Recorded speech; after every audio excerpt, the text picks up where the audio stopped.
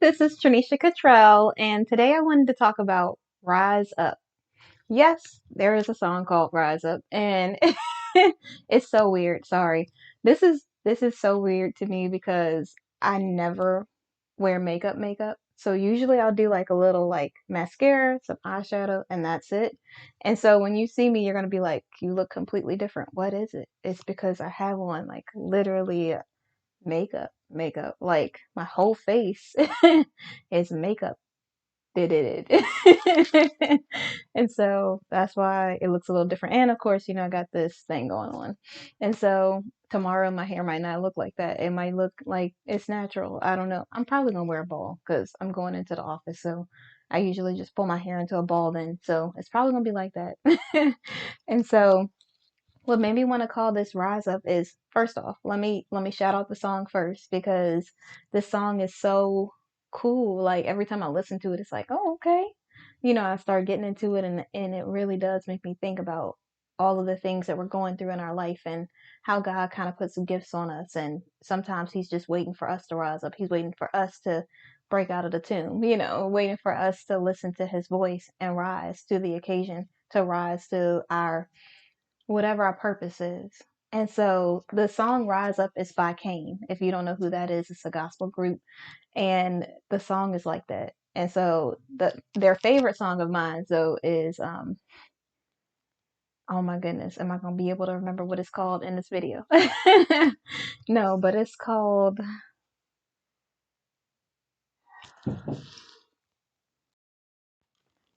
I'm So Blessed. And so if you ever get a chance, like definitely I'm going to really try to remember to put it in the description because what will happen is because this is like a week and a half or so out, by the time I go to upload this video, like sometimes I'll do 3 videos at a time or something like that, but by the time I upload it, I'm like, oh my goodness. And then the video comes out and I'm like, oh, that was the part where I was supposed to be putting in the description. So I'll forget about it for real. And so I don't do it intentionally. I just have a lot of stuff on my mind, and as everything is happening, then I start forgetting about it. And so, definitely check out that song if you get a chance to. So, on to the video. So, as I was sitting there on Friday, I was listening to a sermon like usual, and the person who was preaching started talking about different things about our purpose and how some things can come full circle and we'll go through things in our life and it kind of leads us back to the part where God is going to use everything that we've been through to help us to our next level. Like he'll be with you while you're in the valley. You'll be going through things that make up your testimony, and as you're growing, as you're learning, as you're becoming everything that God intended for you to be, then God will, when you get to a certain point, he will take those things to make you stronger, to make you everything that he created you to be, so that you can go out and live your purpose, so that you can go out and do the things that you need to do. It's funny because I was in a moment in my life where I was just like, oh my gosh, I don't know what I'm going to do, with this, or what I'm going to do with that, or whatever else. And I was just feeling like while I was in my waiting season, while God was, having me just work on some things that I didn't realize were still hindering me or were still like holding me back a little. And I was like, okay, well, it's funny because we always think we know better than God, and we're kind of like, oh yeah, I can totally do this. I can do that. I'm ready for this relationship. I'm ready for this job. I'm ready to be famous or whatever your thing is that you think that you're ready for, that God's trying to get you to do. But maybe he won't make you famous because it'll make you arrogant instead of humble. Maybe he won't make your business blow up, because if your business blows up and you can't handle a little inconvenience, how are you going to handle a great deal of inconvenience? And maybe he doesn't want you to be in a relationship yet because some parts that were broken in you still need to be healed. He can't have somebody come in and hurt you even more. He can't have somebody come in and then you hurt the other person unintentionally because you're not healed. They always have that saying that hurt people. And it's so true, because if you're not healed, if you're not intentionally trying to grow, intentionally trying to become more emotionally intelligent, if you're not intentionally seeking the help that you need from therapy and, actually growing a relationship with God, when you meet somebody new, you will unintentionally hurt them. You'll unintentionally treat them in a way that they don't deserve to be treated. And God has to protect all of his children. Like that guy that you want is his child as well. And for men, that woman that you want is his child as well. He's not going to give you a good woman when you're not a good man. He's not going to, for women, he's not going to give you a guy who's mature, who's about business, who's going to like really truly see you if you don't even see yourself. If you don't truly see yourself, if you don't truly have like an intentionality about yourself. You can't ask someone to be something that you're not. That's something that God taught me in my last season. I was saying I wanted someone who's going to be consistent. Like I had this three thing list because I didn't have like a 3 page, but it was like 3 bullet points that were all like core values, I thought. And then God showed me real quick, like, listen, you're asking for this, but is this really what you want? Because each thing could go either way. Like I was saying, I wanted consistency, and I wasn't being consistent, first off. And then not only that, but some people will be consistently inconsistent. So they're giving you what you want, but it's not what you actually like. It's what you ask for, but it's not what you want. And you could say you want someone who's reciprocal, and maybe you're not healed. So if you're spewing out broken stuff, or you're acting like a broken individual, and they're giving you exactly what you're acting like, then that's not what you meant, but that's what you're getting. And when God was teaching me that I needed to be consistent in my business if I want a consistent partner, like I can't just be asking for somebody that I'm not. I can't be asking for somebody who's communicative and I might suck at communication, in the past. I need to really learn to be more emotionally intelligent and learn better ways to verbalize how it is that I feel or what it is that I want without feeling like I need to shrink or feeling like I need to put my wants on the back burner because I don't want to offend somebody else. Because like if something truly matters to you, you have to be willing to speak up for yourself and let your yes be yes and your no be no. It's not a compromise when it comes to the standard that God has for you. Like you can't just say, oh yeah, I really don't want, I'm just throwing out an example, but you could say, I don't want someone who smokes. And it could be because you have asthma, it could be because health conditions, it could be because of anything, you know. And you meet this guy and he's a smoker. And you're like, oh, let me just go ahead and compromise because even though he smokes, a lot of people smoke, so it's fine. And that's not a compromise. That is literally you lowering your standards beneath what God would have for you. God would not want you to put your health in danger just to have a man. God would want you to be okay as well because you're his child. He would want you to be taken care of. Like, and when I say that, for people out there, I don't want you to think that I'm saying financially. I mean like emotionally and whatever else, like supportive of one another. And I have to say it like that because sometimes when we hear stories about somebody being supportive or making you feel safe and seen, we feel like a lot of people will assume it's just women that want to feel safe and seen and that men don't really care about feeling safe and seen. But my hope is that when I eventually get with and I don't want to say eventually and put that kind of harsh word on it, but when I meet the person that God has for me, who is grace for me, that they will feel safe and seen and I will feel safe and seen. Like they will really feel like I truly respect them and see who they are. And I give them a safe space to be able to verbalize how they feel. They'll be able to communicate what it is that they're going through or if they need me for something without feeling like I'm going to be judgy, or holding it against them because they're not perfect. They're human. They're not God. They're human. So of course they're going to be imperfect in the best ways. And me too. I'm not gonna be perfect at all.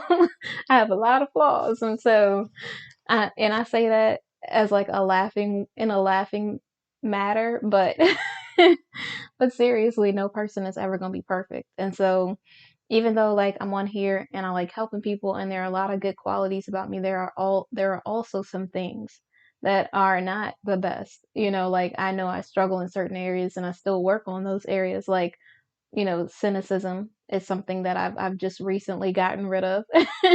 And then when it comes to like being hopeful in relationships and stuff like that, I've been working on that lately. And then also like semantics. Like I didn't even realize I did it until the other day. Like someone was like, "Why are you worried about this?" And I'm like, "I'm not worried, I'm concerned." And they're like, "Listen, it doesn't matter the verbiage." Like to me it kind of matters because when I meet someone new, like who's a new friend or a new potential person or someone that I could be cool with or something like that, I don't want them to take it the wrong way when I say certain things. And it's not that I have to explain the way that I'm feeling, but they don't know anything about me. Like, I have this sick sense of humor a little bit. So I might make a joke, and to me, it's funny. And they're like, "Oh my gosh, I can't believe you said that." And I'm like, "No, see, I didn't mean it like that. What I really meant was. So I kind of have to be aware of the fact that not everybody knows who I am, and this person doesn't know that I like corny jokes. So they might think that I'm making fun of them when I'm laughing, when really I just love corny jokes. So I kind of have to be mindful of the fact that this person knows nothing about me and they're just getting to know me, so that I can be considerate of their feelings as well instead of just being selfish. So I went into a whole thing, but listen. So as I was listening to the sermon and I was thinking about the things that kind of hold us back, I was it started to make me think about, sometimes how we wait for somebody else to start doing some stuff, or we wait for somebody else before we feel like we can move on to the next level, or we can do all of these great things in our life. And I wrote down this thing, and when I say it, hopefully it doesn't offend anybody or make anybody feel a certain type of way, but if it does, my intention is just to help. Okay. So so I put, just like when Lazarus was in the grave and Jesus told him to rise up, he came later. Everybody knows the story of how they were saying he was dying, and his Martha and Mary was saying their brother was dying. They wanted him to come like in a hurry, and he took his time coming. And that's a whole nother sermon on the other side. I could go into how God takes his time, because even though God didn't come when they wanted him, he came right on time, because he's an on time God. Yes, he is. I'm not going to go into that though. I digress. Okay, so so I wrote down this when I was thinking about Lazarus, and I was thinking about how God kind of places the purpose on you because he's waiting for you to move, not because he's waiting for you to be with somebody else to move, or waiting for you to have somebody else to come into your life for you to move. He needs you to move so that he can introduce the people in on the journey as you're already traveling. That person isn't there to make you. God made you. So I put, we keep waiting for someone to save us when Jesus already did. It's not about somebody else. We have to rise up. We have to be the ones to do this for ourselves. And I don't mean, I have to clarify this because some people will like take that and run with it and think I mean, okay, yeah, I'm self-made. I did this by myself. I don't need anybody else. Everybody needs somebody. Listen, because I need somebody. I need a person who's going to be able to help me in certain areas where I'm weak, where I'm not the strongest, where I might not know everything. The smartest person in the room is someone who knows when to ask questions or ask help from somebody else, because you can't do everything. You can learn new skills, you can do different things, but you will need a team of people with a specific set of skills who can help you advance in whatever area it is that you need to. Like, I might be the type of person who's good at finance because I really love math. And when it comes to my business, maybe I need a digital marketer, or somebody like that. Maybe I need someone who helps with making products or buying products from like some sort of that like company that distributes different products or whatever, or shipping labels or whatever it is. I could do shipping labels, but I'm just throwing out things. So I might need somebody who's better in an area than I am. And it's not that that makes me weak. That makes me smarter. That makes me stronger, because if I can make $1 million in my business because I asked for help from the right people, that's one of the best things you could possibly do in your life. And while you are going through your life, while you are deciding, okay, I'm going to step into my purpose. Okay, I'm going to lean into God. I'm going to allow God to guide me. God will start opening doors and placing people in positions to allow you to walk into doors that he has for you. And he might close a few as well, because not every door is for you. Sometimes, we wait for people to say, yeah, God is already always opening doors for us. He's given us so many opportunities, and he really does. But some of my best blessings that I've ever had in my life is when God closed doors on me, where he didn't let me be in that relationship because that guy would have been no good for me anyways. The times when I was like praying, God, it seems like I want to be in a relationship, like, and this isn't happening and that isn't happening. And God is like, look, you're not ready. And I'm like, but I'm totally ready. Look at me. I'm ready. I'm going to counseling. I'm reading books. I'm doing all these things with my business. I'm doing so many different things. What do you mean I'm not ready? I'm ready, God. You know how we get. And so, sorry, my phone was going off. I'm gonna have to call him back. So, so we'll be like, I'm so ready, God, I'm ready. And then if you're like me, God will show you something about yourself and you'll be like, I'm so happy that person did not have to deal with me acting like that. And I was able to heal in this season. Because if God would allow me to rush and gave me it prematurely, it wouldn't have benefited my life at all. It wouldn't have benefited the kingdom. It would have looked like a disaster. It would have looked like something that the adversary put together and not a kingdom relationship. It wouldn't have been a blessing or a testimony to other people who might be single waiting for a relationship. And God really taught me in the season, like, listen, I know how you work. I know you want to be in a relationship because I told you have to wait. But listen, when the time is right, at the appointed time, that person will be there. That person will be able to find you. And it's funny because God told me that. And why did this video come up on the timeline? And I go to click on it. And the first thing the person says, the first thing the person says is, God opens all these doors for you and he introduces you to certain people or whatever in your life, or you've met certain people in the past, like as friends or whatever. Your friendship was a friendship that was supposed to be there. Or, if there's a blessing that's coming your way, God has no trouble, getting a blessing to you. So what makes you think that he's not going to be able to make that guy who is appointed for you know your name, your address? And I'm not saying he's going to show up at your door. Let's get that out your mind. You got to be out and about for the most part. Like, we're not going to go with the exception. We're going to go with the, okay, this is probably you're going to have to be out and about to meet somebody. So the person is going to see you. They're going to know that you are the person that they are supposed to be with. They might not know on day one, but they will be at the place where God appointed them to be so that they can meet you. God knows everything. If he's omnipresent, if he's omnipotent, then what makes you think that he won't be able to create the best love story ever? What makes you think that he would ever make it a struggle where you got to do the most, go all out of the way to meet this guy who was destined for you in the first place? God is never going to have you do all of that to get what he has for you. What he has for you is for you and nobody else, you know? So I think it's really important for us to remember that, listen, God is not the type of God who's just holding stuff back from you just because he doesn't want you to have it. He's holding stuff back because it's not for you, or it's not the time, or whatever else. It's never a malicious reason. It's always for our benefit. And so whenever I'm going through something, whenever something's happening in my life, I'll pray to God, like, God, give me strength in this moment. God, I might have a moment of weakness. I might have a moment of loneliness. I might have a moment of whatever else. And one person said this thing one time. They were like, if you feel lonely, that means that you're not doing enough stuff in your life. Listen, my whole family is like, listen, you need to slow down. Take a day for yourself. Like, after 6 months, I had just went on a me date, like 1 week or 2 weeks ago or something like that. So I literally have so much stuff going on all day long. Like, I barely have any time to do anything. Like, I'm doing this. I might be doing this serving. I might be, helping somebody else out that's a family member. I might be going to work. I might, I might be running errands.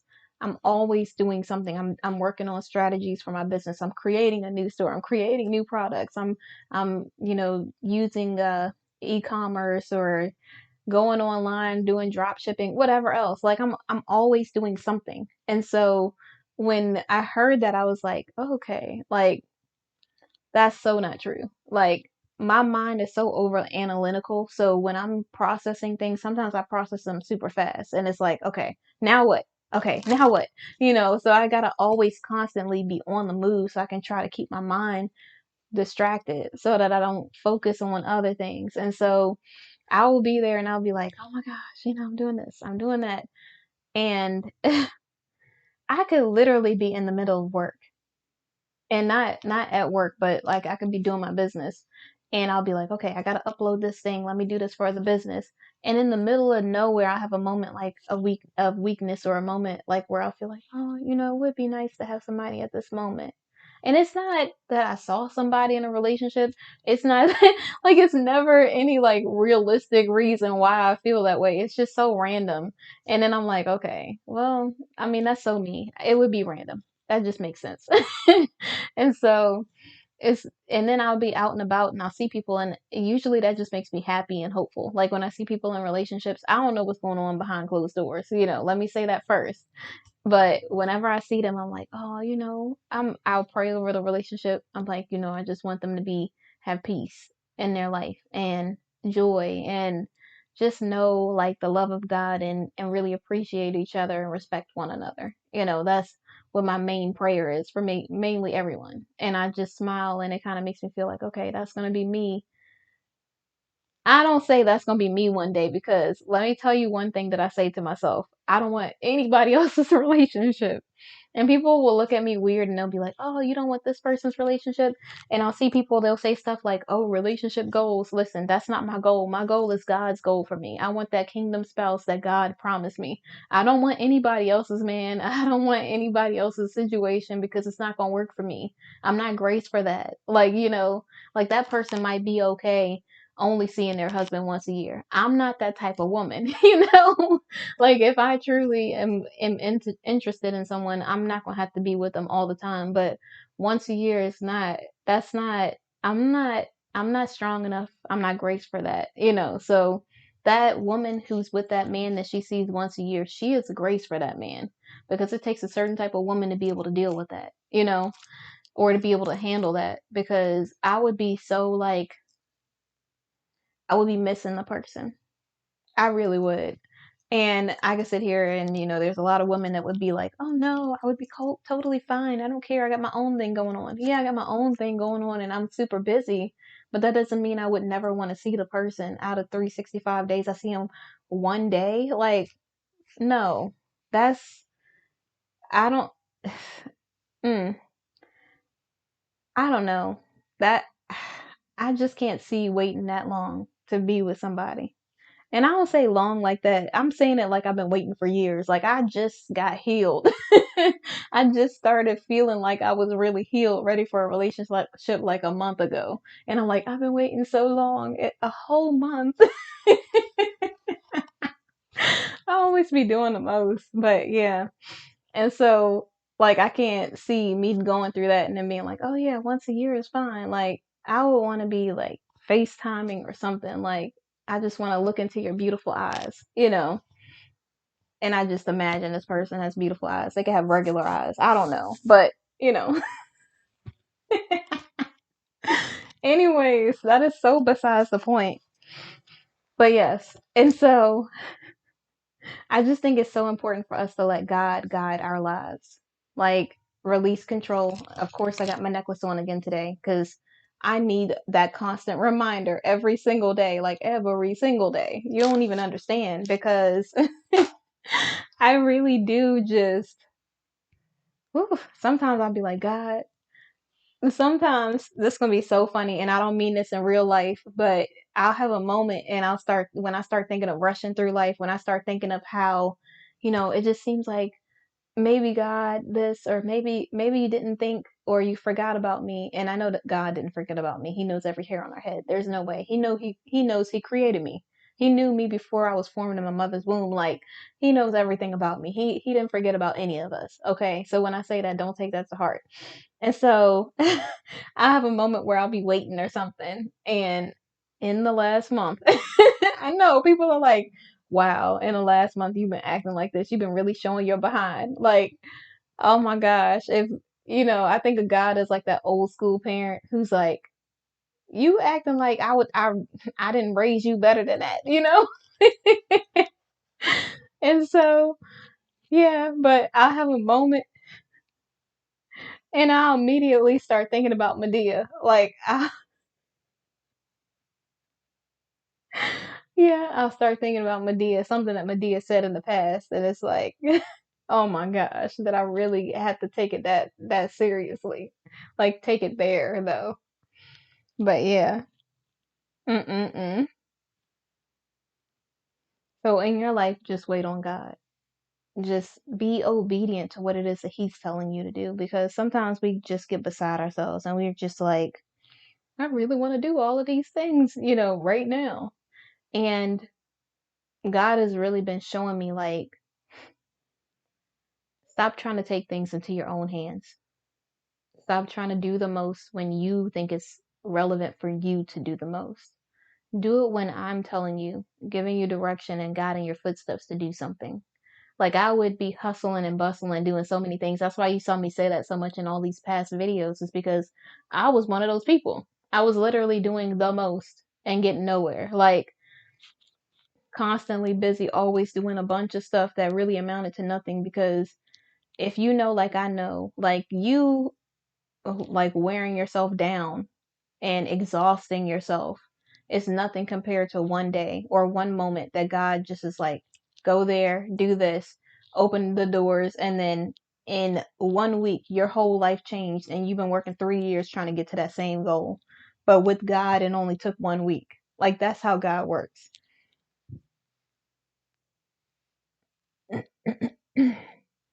And so, let's see.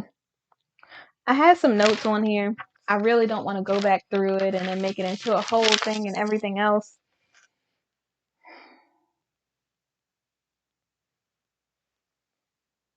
I just want to say that just allow God to guide you and be about action and not just words. That's one of the things that I was doing recently. I was doing just a lot and going nowhere.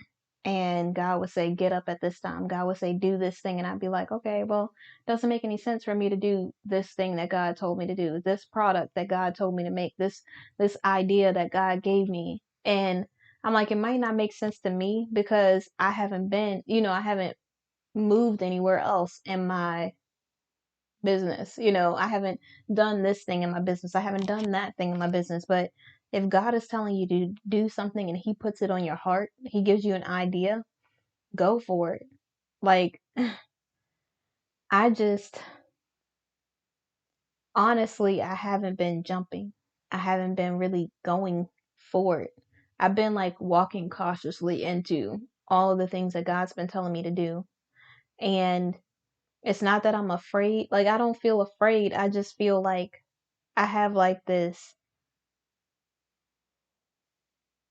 I don't know what to call it. It's not procrastination, but it's kind of like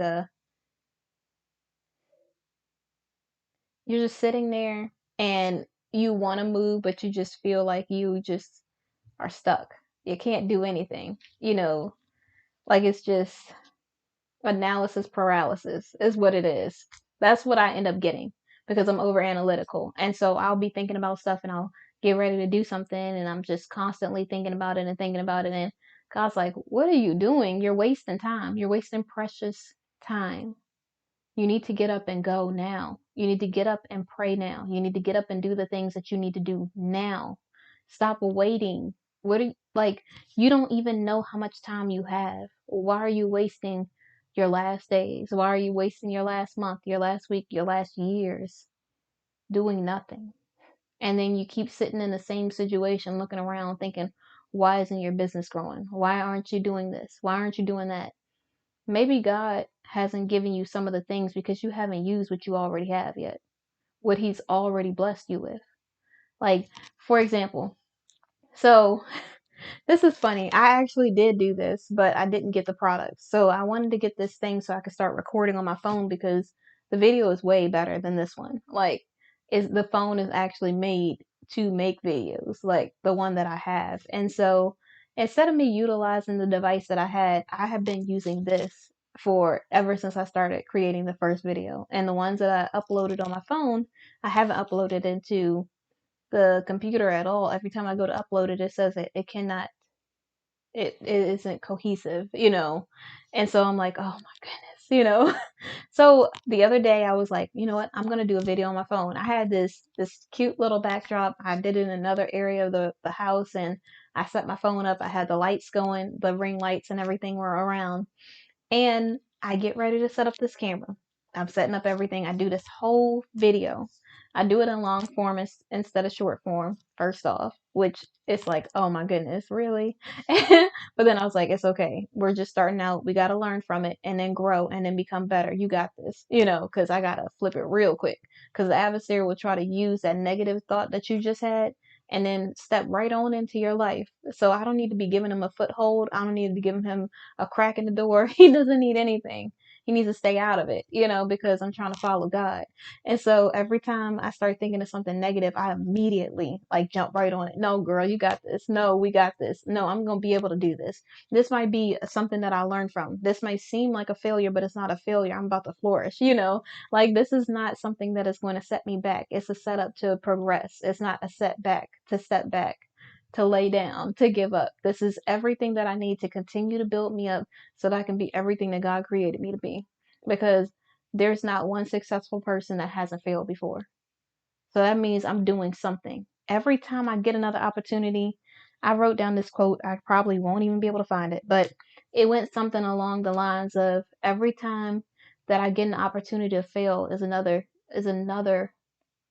example or proof that I'm still alive. It's proof that God has given me another opportunity to succeed. Because if I'm living, that means that God knew that failure wasn't going to stop me. He knew that that was something that was going to teach me something. He knew that that was something that was going to allow me to become better. And so every time God is blessing me with another opportunity, I need to take it. I can't let that failure or that loss keep me from learning a lesson, to keep me from becoming more successful, and to keep me from my purpose. And so so I really try to like flip everything just so I can learn, so that I can become better, so that I don't allow anything to hold me back. And so when God gives you something in life, make sure that you take advantage of it. Make sure that if God is blessing you with a person, a place, a thing, whatever it is that God blesses you with, make sure that you are utilizing everything that you have. So the thing with the phone, it wouldn't upload. That was the big thing. So I created this whole video and everything. It would not upload. Even after it was done in the wrong form, it wouldn't connect. It wouldn't upload onto the computer. And I was like, oh no, like did the whole video and it didn't go up, but it's fine. It's good for me, and maybe it'll be something that I just reflect on in the past and go back over, and it'll allow me to see, okay, well, I did this and the background looked good and this setup was good. I just need to change it to short form or whatever. I need to make sure it looks like this. I need to make sure that the lighting is here instead of here. Things like that are like little tweaks that I can make to better myself, so I can use it as a learning experience instead of a loss. And then on top of that, now my phone space is low because I've been trying to do videos and I didn't get a chance to upload it. So I'm probably gonna have to delete it, or, buy more space on the cloud or whatever. Like, because there's like this little thing on my phone that's called cloud. And so every time my space gets low, it'll say, okay, do you want to purchase more space? And I'll purchase more space. It'll upload it. It'll do whatever else it does in the background. And then I can utilize more space. So so I know I didn't go into a lot of detail, and I thought that this was going to go totally different than it did. I really thought that I was going to be able to. I wrote some notes. If you know, like I know, like I love writing. So I really, like, I did it was a whole thing. Like, and on Friday, I was ready to do this video. I was getting everything ready. I was doing all the stuff I needed to do, and life happened, like I ended up having to go to this family member's house. I ended up having to go drop my daughter off somewhere else.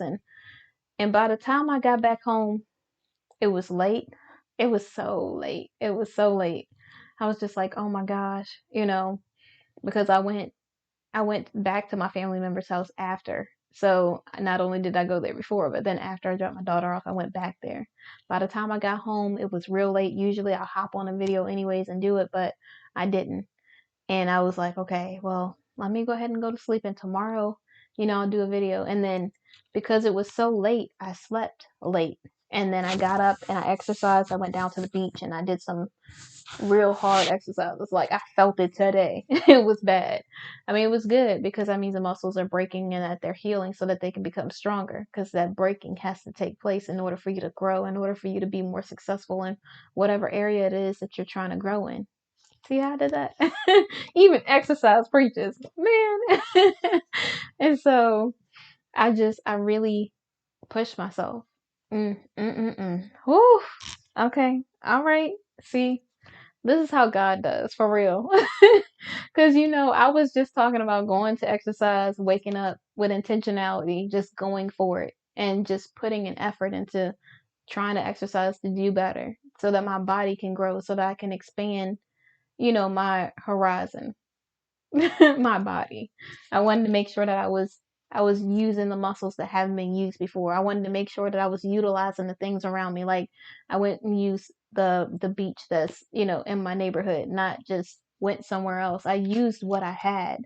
That's what God would want us to do, is to use what we have to be successful in life.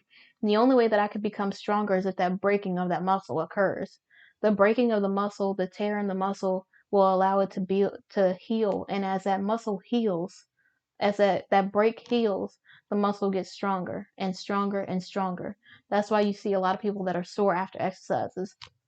Pro tip, I had to say this because I didn't take it because I didn't know I was going to push myself that hard. I was just thinking I'm doing leg day. It's going to be a couple, lunges, side lunges, step ups, kickbacks, different things like that. I wasn't thinking I was going to do jump squats or anything. I was just thinking I was going to do regular exercises and that's it. And so I'm down there pushing myself, like really pushing, and I'm sweating and everything. And I'm just like, I really had no idea I was going to push myself that hard. But there's this thing called pro something, and you take it before you exercise. I have some left. I don't know why I didn't take it. I really thought I was going to do like single exercises and that's it. So the pro stuff that you take helps with muscle soreness. And so if I had took it and I knew I was going to be exercising that hard, I would have taken it.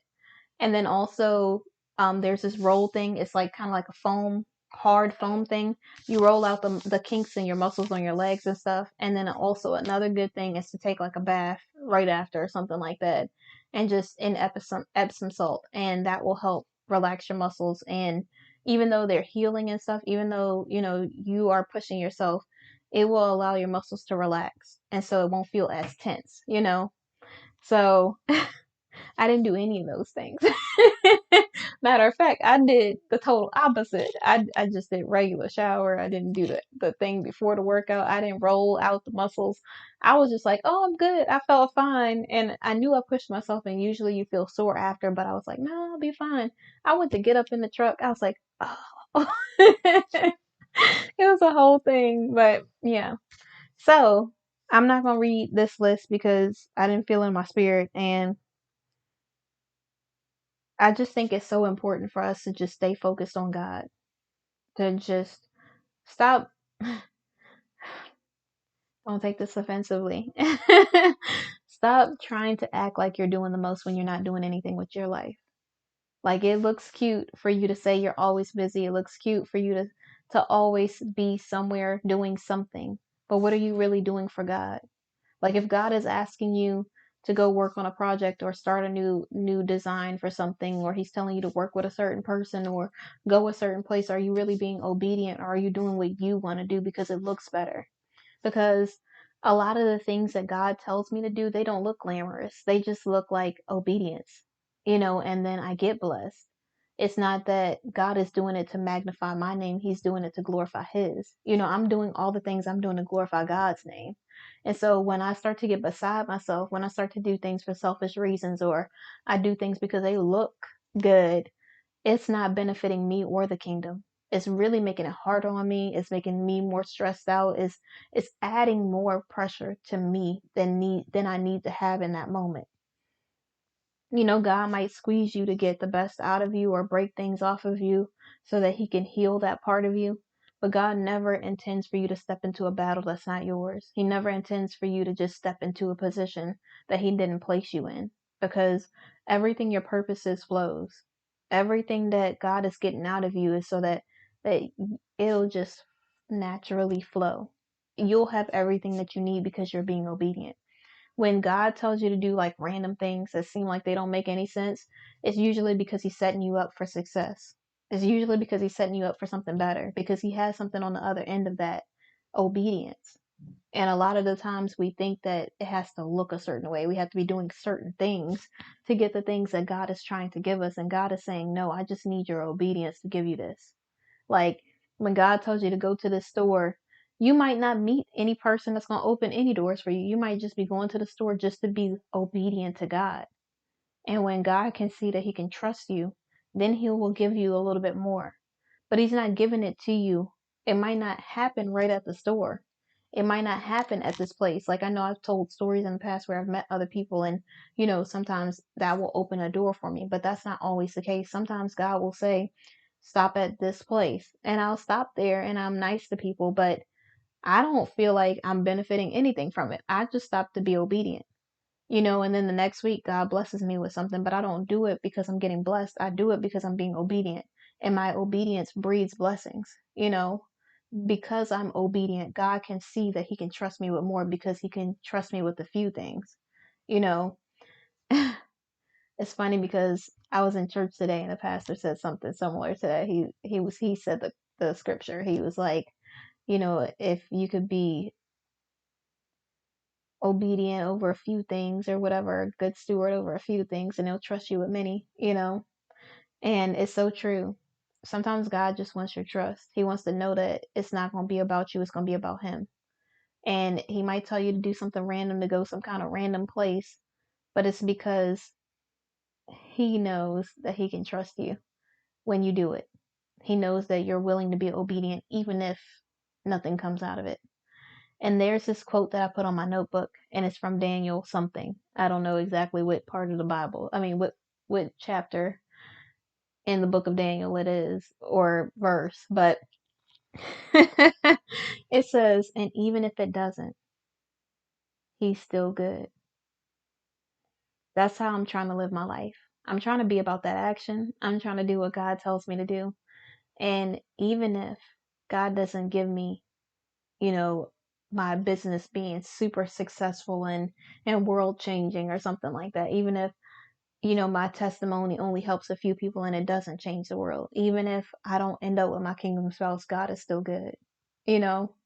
And I think that's the kind of mindset that we have to have. We can't just be like if God does this, then I'll be obedient. No, you have to be obedient and then you receive your blessings. And so, in conclusion, when it comes to your purpose, you have to rise up.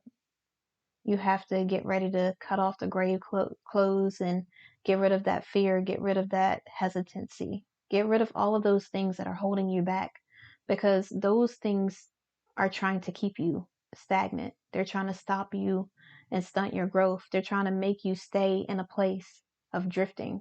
They're trying to make you stay in a place of unsuccessfulness.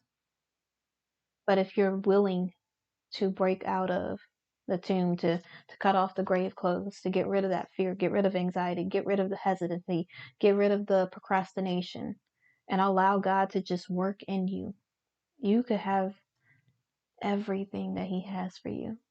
That's the type of life that I want. I don't want to just say a bunch of words and be on here. And yes, I'm serving here. And yes, when I'm doing things, they are helpful. But if I'm being 100% honest, when God is telling me to move, sometimes I'm hesitant. Sometimes I'm walking cautiously into it. Sometimes I wait so long that the blessing pass. And I'm trying to be more intentional about God's time and his word that he gives me, so that I can be obedient, so that God can trust me with more things, so that God can allow me to work in different places and do different things in my life. If I only want to be right here for the rest of my life, then God is not going to give me anything else. I have to be willing to step into everything that God is telling me to do. I have to be willing to rise up and take on my purpose, to take on the responsibility, and to be obedient. In order for us to be successful in life, we have to be willing to be obedient to God. And I'm not talking about you work hard and because you worked hard, you end up getting things. I'm talking about if you truly want to reap what you sow, if you want to sow good seed in reap the harvest, you have to be willing to be obedient, to listen to God, and you have to be willing to put forth that work. You got to be willing to put forth that effort. Like, you can't just sit around waiting for something when you're not actionable about it. You have to really be about that God life, you know? And it's not always going to look glamorous. It's not always going to look like what you want. Sometimes it's going to look like you just doing a bunch of random things that don't make any sense to you. Sometimes it's going to look like you be in places that don't make any sense. It's like, okay, you want me to go work at this farm? Okay. And then little did you know, the purpose that God was going to place on your life was going to be you selling organic fruits and vegetables that are at, like, it's kind of like a farmer's market that is global, and you just have different types of places within the world or whatever that sell the best of that version of fruit, and it's organic. It's, all of these types of natural or what really good, things are put on the product that, I mean, on the vegetables and fruits that actually are healthy for you, and is sent out throughout the world. But you had to make that connection at that farm that you were working. If you didn't meet the farmer, if you didn't learn how to till the soil, if you didn't learn how to grow and find like good ground, if you didn't learn how to water, or what type of times that you needed to water, what type of season that you needed that fruit to be in, you would never be able to reap a harvest of those fruits and vegetables that would be able to change the entire world. Like, your business changes the entire world. Inside this package of fruits and vegetables that you set up pop-up stands all over the place. And these pop-up stands are not just, small things. It's like you do this at like farmers markets, but it's like big name ones. And not only that, but you have an e-commerce store. And then inside each box is like, you reap what you sow, or if you sow a seed, you will reap a harvest, or something like that is what you put on your quote.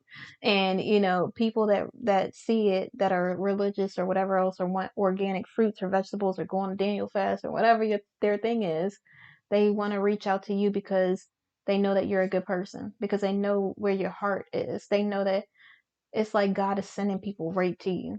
You didn't even have to do anything but be obedient. You just had to work at that farm. You had to learn about all of the things about the fruits and vegetables. You had to learn about how to sell products. You had to learn about, how to create a store. Everything that you needed to learn was at that first place that God told you to be, and you thought you were there for no reason at all. That's how God works. He really does. God told me to go back to a place where I was a long time ago. And I was thinking, but God, I've been doing this, I've been doing that. It just seems like I'm going backwards. It doesn't seem like I'm moving forward in my life. And God said, be obedient. And I did. And I made the most of everything that God has blessed me with. And it's funny because I heard a sermon, and as the person was talking about full circle and all the different things, she said, even if you're doing this. And I was like, God knew I was going to listen to this, because it was right when I was asking God about why he had me go back. And God said he had me go back because there were some things that were left behind that I needed to pick up so that I could move forward in my life. And the pastor used this example, which I think might be helpful to somebody. She said, sometimes God will have you go back to an old relationship. Like, it might not be that you're in a relationship with them. Maybe you have a conversation with them. Maybe something else happened, whatever, right? But you left because people were telling you to leave, but you didn't leave because you were ready to leave. And God is saying, and you left in the wrong stance. Like, you left angry, and now all of a sudden you're bitter. Like, maybe God told you to go back. And I'm not telling anybody to go back to a bad relationship. I'm just telling what the pastor said. And so, and she said, maybe God told you to go back because when you're ready to leave in the right way, and all the things that you needed from the past are coming with you. Like, maybe you left behind your strength and your resilience because you fought all you could in that relationship. Maybe you left behind this part of you who just did not settle for anything, who maybe you settled for the relationship, but you were the type of person who was always willing to step up for yourself. You were always willing to be strong. And then once you left, you felt like you were weak, like all your strength that you had, you gave to that relationship. Maybe you need that courage. Maybe you need that fearlessness. Maybe you need that, whatever it was. And so God is saying, go back to get that. And the person in the Bible that the pastor used as an example was Moses, because you remember Moses left and then he had to come back for the slaves. He had to come back for his people to tell Pharaoh to let his people go. He couldn't just leave and stay gone. He had something else that God gifted him with that he had to see through. That's how I feel like we are in our lives when we're doing stuff. Sometimes God will have us go back because we have to pick up a skill. We have to pick up obedience. We have to pick up, the work ethic. We have to pick up humility, because maybe your head got big when you started to get things in your life. And God is saying, humble yourself, because in the next season, you can't be arrogant. You have to be humble, you know? So allow God to use you. Allow God to guide you. Rise up out of the tomb. Rise up and step into your purpose.